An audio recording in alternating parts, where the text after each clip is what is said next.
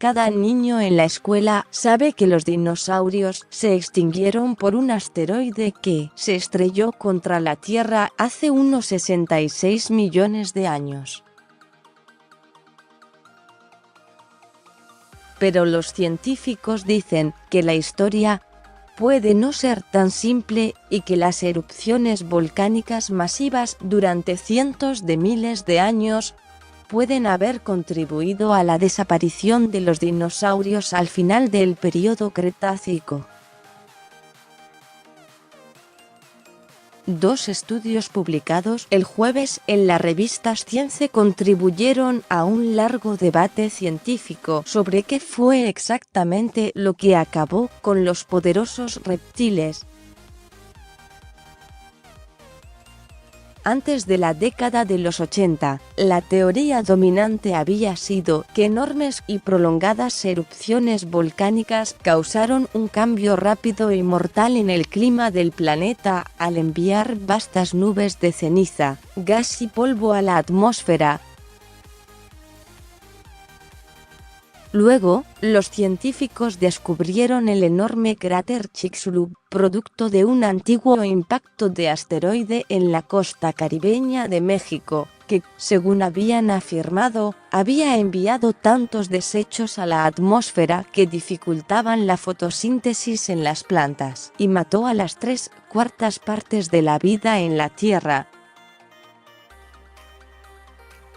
Desde entonces, los científicos han mantenido un animado debate sobre la contribución relativa de cada evento cataclísmico a la muerte masiva.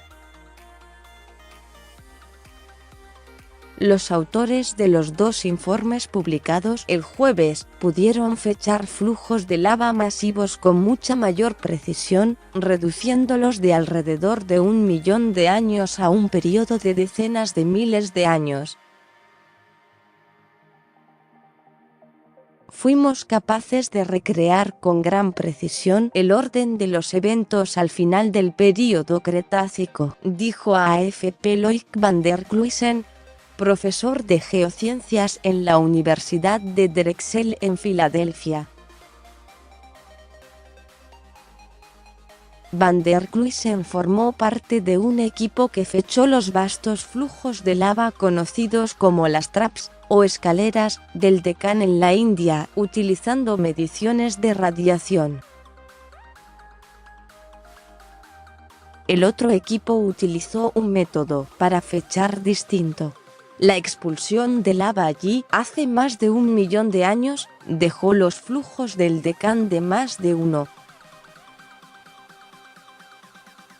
200 metros de grosor en varios lugares hoy en día, un volumen lo suficientemente grande como para cubrir un área del tamaño de Francia a una profundidad de varios cientos de metros, dijo.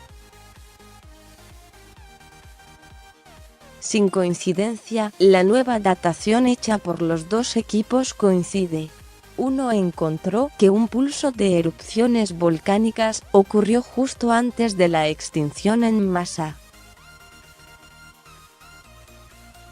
El otro es menos preciso, pero sugiere que la mayoría de los flujos de lava se produjeron después de que el asteroide golpeó la Tierra, respaldando la idea de que el impacto provocó un terremoto tan fuerte que habría registrado 11 en la escala de magnitud del momento, algo que nunca fue presenciado por los humanos.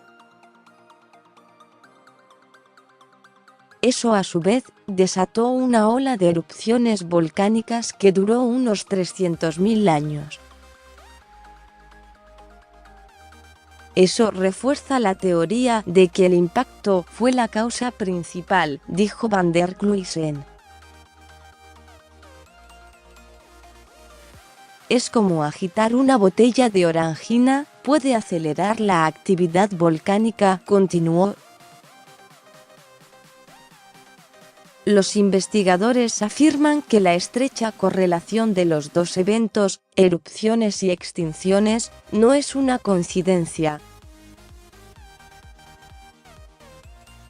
otros periodos de intensa actividad volcánica han coincidido con los eventos de extinción masiva, dijo Blair Schoene, profesor de geociencias en Princeton y coautor de otro estudio. La gran pregunta es, ¿la extinción hubiera ocurrido sin el impacto, dado el vulcanismo, o por el contrario, la extinción hubiera ocurrido sin el vulcanismo, dado el impacto? No creo que sepamos esa respuesta, dijo a AFP. El punto principal es que no es tan simple. La naturaleza es complicada, agregó.